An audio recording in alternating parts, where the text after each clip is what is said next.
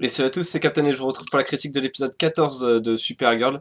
Un épisode qui était consacré à la justice et l'idée de la justice que se fait Supergirl par rapport aux humains et ce que les humains se font comme idée de la justice de Supergirl. Plus ou moins ça. If you're a freak like me, wave your flag. If you're a freak like me, get off your ass. It's our time now to let it all hang out. So shout if you're a freak like me.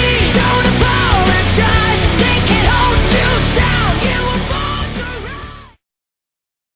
Déjà, j'ai trouvé que c'était un épisode. Enfin, le thème de l'épisode était assez. Comment dire? J'ai envie de dire assez couillu, c'est-à-dire que c'est vraiment. Après, ça nous touche peut-être plus particulièrement à nous que les Américains, même si les Américains c'est plus avec Guantanamo, mais j'ai trouvé que vraiment le débat jusqu'où peut aller la justice et à quel point la justice peut-elle priver de droit un homme. C'est quelque chose d'assez intéressant et c'est surtout très contemporain avec le débat qu'on a en France actuellement, avec des chances de nationalité, etc. Donc j'ai trouvé que voilà, c'était un thème qui était assez couillu, enfin, dans son terme, dans sa globalité. Pour l'instant, je trouve que Supergirl est très en phase en fait avec les problèmes actuels, c'est-à-dire on touche au terrorisme, on touche encore une fois à ce qu'on fait, qu'est-ce qu'on fait des criminels, etc. Donc de ce point de vue-là, j'ai trouvé que l'épisode était assez sympa et assez rafraîchissant. Et surtout, ça a donné un aspect plus adulte à la série qui était pour l'instant très touché, enfin très, comment dire, très centré sur les adolescents. Là, ça les fait rentrer plus ou moins la série dans des thèmes plus adultes. Donc ça, c'était assez sympa. Et de voir également la réponse de Kara lorsque Jimmy Olsen lui dit est-ce que tu veux être quelqu'un qui prive, enfin quel héros veux-tu être, et sa réponse, je trouvais qu'elle était juste parfaite, elle correspond parfaitement au personnage de Supergirl qui du coup se démarque de Superman en disant je veux juste être le héros qui empêche les gens de faire le mal, peu importe ce que ça implique. Et honnêtement, enfin, théoriquement, dans cet épisode, c'est même ce qu'elle aurait dû faire avec Maxwell Lord. Je vais y venir juste un peu plus tard. Mais voilà, théoriquement, Supergirl et quasiment même tous les héros dans des situations comme ça, si quelqu'un a envie de tuer une autre personne de façon, enfin, a envie de tuer d'autres personnes en prévoyant une attaque massive, enfin, théoriquement, cette personne doit être supprimée d'une manière ou d'une autre pour pas justement que ses plans aboutissent. Donc voilà, j'ai trouvé que la réponse de Supergirl et ce dialogue entre Jimmy Olsen et Supergirl était sympa. C'est dommage juste qu'elle ne suive pas sa logique plus tard dans l'épisode. On en vient donc à mon principal problème avec cet épisode, c'est la libération de Maxwell Lord. Enfin, si vous suivez un peu mes critiques, vous savez que depuis que Maxwell Lord a été capturé, je me disais il y a quelque chose d'étrange, même dans les commentaires je disais il y a quelque chose d'étrange, il a prévu un plan B. Or il avait juste pas rien prévu du tout, c'est juste il voulait absolument qu'on le libère, parce que après tout il avait rien fait de mal, il avait juste essayé de tenter de tuer Supergirl en jouant avec le cerveau d'une malade qui était probablement dans un état végétatif, etc.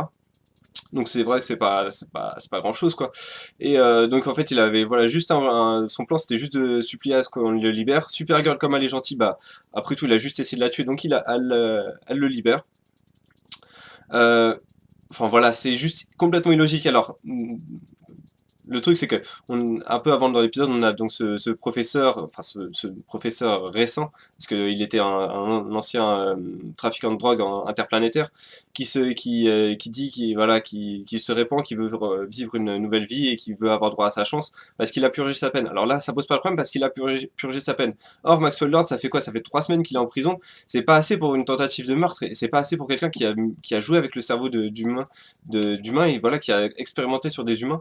Donc j'ai trouvé ça bizarre voilà, ce Kara dit hop, bah, après tout c'est vrai il a juste essayé de tuer quelqu'un, mais bon, on va pas le priver de tous ses droits, il a juste essayé voilà, de me tuer, il en sait probablement trop, il est capable de détruire, enfin il est capable de détruire une ville enfin de menacer une ville en tout cas pour s'en prendre à nous extraterrestres, mais on va le laisser libre, après tout, il est pas si dangereux que ça. J'ai trouvé vraiment que c'était le gros point noir de cet épisode, c'est complètement illogique cette libération, et enfin j'ai l'impression que c'est juste pour donner une deuxième vie à Maxwell Lord qui en fait ils se rendent compte qu'il l'a mis dans un cul-de-sac avec cet emprisonnement et ils avaient aucun plan pour le libérer. Donc bah, du coup c'est Kara qui doit se racheter pour le libérer, qui du coup se rachète auprès du public parce que le public commençait à se rendre compte qu'elle n'était pas forcément si pure, si innocente que ça. Et donc voilà, elle fait preuve de son innocence s'en va en Maxwell Lord, mais pour moi c'est pas de l'innocence, c'est juste de la stupidité, de la naïveté. J'ai également trouvé la réaction de Kara assez puérile en termes de, enfin par rapport à Hank et par rapport au meurtre d'Astra. C'est-à-dire que pendant tout l'épisode, il y a une sorte de dualité de la moralité chez Kara, c'est-à-dire que d'un côté, elle veut être cette héroïne qui veut protéger tout le monde, quitte à mettre quelqu'un en prison, même peut-être quitte à supprimer quelqu'un définitivement, parce qu'elle sait qu'il va faire le mal. Et de l'autre, elle répète plusieurs fois dans l'épisode, on est en période de guerre, on est en période de guerre, mais quelqu'un Hank, qui était du coup assez proche d'elle, tue enfin, tue, c'est pas lui qui l'a tué, mais bon, tue par légitime défense quelqu'un certes de sa famille, mais bon, qui voulait également tuer quelqu'un qui lui était proche, donc du coup Alex et Hank, et Kara lui en veut. J'ai trouvé vraiment que cette réaction était totalement puérile et c'est juste, voilà, enfin, c'est juste une façon facile pour les scénaristes de créer du conflit entre un membre du même clan, etc. Conflit qui va être probablement rétabli à la fin de la saison, d'ici l'épisode 18, 19 ou 20, où Kara va lui dire je suis désolé de t'en avoir voulu, en fait tu avais raison, etc. Voilà, j'ai trouvé vraiment que cette dualité dans la moralité, enfin, c'est vraiment deux poids deux mesures. C'est en gros, les innocents, je veux les protéger, quitte à tuer quelqu'un. Par contre, vous avez pas le droit de le faire. Il y a que moi qui ai le droit de le faire. Mais dans un sens, ça peut être sympa si c'est bien mis en avant, mais du coup, ça tranche parce que si elle avait pas pris la décision en fait de libérer Maxwell Lord à la fin, j'aurais compris. Mais là, du coup, c'est j'en veux toujours à Hank, mais parce que moi je suis pur et lui au final c'est un assassin. Ça me donne plus cette impression-là plutôt que c'est moi qui prend mes responsabilités, c'est moi qui du coup est plus ou moins le justicier de la Terre, donc c'est moi qui délivre la justice. Et vous, t'avez pas à le faire. J'aurais préféré que Kara reste dans ce rôle de justicier plutôt que je suis innocente, t'as tué quelqu'un, je t'en veux, etc. pour ça. C'est plus ça m'a donné vraiment cette impression-là dans cet épisode. Donc en termes de notes pour cet épisode 14, c'est un épisode qui enfin c'était assez bizarre parce que en tant que thème, les thèmes abordés dans l'épisode m'ont plu, mais l'épisode en lui-même m'a un peu déplu. C'est pas un mauvais épisode, donc c'est pour ça que j'ai mis la note de 6 sur 10. Mais c'est pas non plus un excellent épisode, c'est-à-dire les thèmes, encore une fois, abordés sont sympas.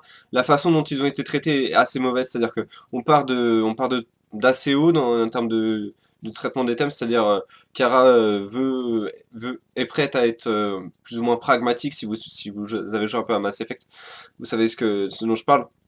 Et plus à être pragmatique, à finir conciliante, c'est-à-dire que en gros on peint un tableau de Kara un peu comment dire, un peu sec, un peu voilà, quelqu'un de sûr d'elle qui veut vraiment être, enfin, la justice, la justice de la Terre va être sa justice. Et enfin non, sa justice va se répercuter et c'est pas la justice forcément de la Terre. Elle va délivrer sa propre justice. Donc on partait sur ça et au final elle se range du côté des humains en disant c'est vrai, j'ai pas à juger, tiens Maxwell Lord, je te libère parce que t'as rien fait de mal au final, enfin et j'ai pas le droit de te garder, ouais, j'ai pas le droit de te garder alors que bon, lui il a pas le droit théoriquement non plus d'être libre. Donc voilà, j'ai trouvé vraiment que c'était vraiment très dommageable c'est vraiment le traitement, je vais encore y revenir, mais c'est vraiment le traitement de Maxwell Lord qui m'a vraiment dérangé dans cet épisode et même dans les 3 derniers épisodes, c'est-à-dire que on l'a emprisonné, je pensais qu'il allait avoir un super plan, on allait découvrir quelque chose, non, c'est voilà, c'est le plan c'est juste Maxwell Lord voulait être libéré après avoir supplié tout le monde de le libérer. Vite fait sur la mise en scène également, j'ai trouvé que il y avait quelques plans qui étaient décadrés, qui étaient assez sympas. C'est-à-dire on avait des plans où le personnage était par exemple là, et on avait tout ça qui était libre. D'habitude, enfin pour moi c'était un effet de mise en scène assez sympa parce qu'en fait ça veut dire que d'habitude les personnages sont côte à côte, sauf que là il y avait une vraie scission entre les personnages parce que Kara en voulait à Hank et que Hank mentait à Kara également vis-à-vis de Alex qui avait vraiment tué Astra. Donc voilà, j'ai trouvé que du point de vue de la mise en scène sur ça c'était sympa. Par contre, la mise en scène du premier affrontement et même du seul affrontement entre Kara et je sais pas son nom, je vais l'appeler Master Jail parce qu'il me semble qu'il s'appelle lui-même comme ça au début de l'épisode. J'ai vraiment trouvé que le premier affrontement était ultra répétitif. Il fait 3 ou 4 fois le coup des chaînes et elle pense au dernier moment qu'elle a une vision pour faire fondre les chaînes. Elle y pense pas avant et genre elle donne des coups de boule. Enfin, c'est vraiment bizarre la façon dont elle s'est battue dans cet épisode. Et je trouvais vraiment comment, par exemple, le dernier coup a fait comme ça. C'était très très mal fait le coup par avant que le personnage, enfin le personnage part avant que le coup soit donné. Donc vraiment c'est vraiment assez bizarre et dommage du point de vue de la mise en scène. De ce point de vue là en tout cas. Voilà, c'est tout ce que je voulais dire pour cet épisode. Donc je vous donne rendez-vous la semaine prochaine pour l'épisode 15 de Supergirl. qui introduira Indigo, je crois, et peut-être même Silver Banshee, je crois qu'elle est censée arriver à l'épisode 15 ou 16, peut-être à la fin de l'épisode de la semaine prochaine. Donc voilà, je vous donne rendez-vous la semaine prochaine pour l'épisode de Supergirl si vous suivez que Supergirl. Sinon, mercredi, donc demain, la review de Flash, épisode 15 si je me trompe pas. Et vendredi, la review de l'épisode 6 de Legend of Tomorrow. Et en attendant, je ferai également, je pense, j'espère de jeudi, sortir quelques vidéos sur Suicide Squad ou le film Wonder Woman parce que j'ai quelques théories sur ces films-là. Voilà, je vous remercie d'avoir regardé cette vidéo et je vous dis à bientôt.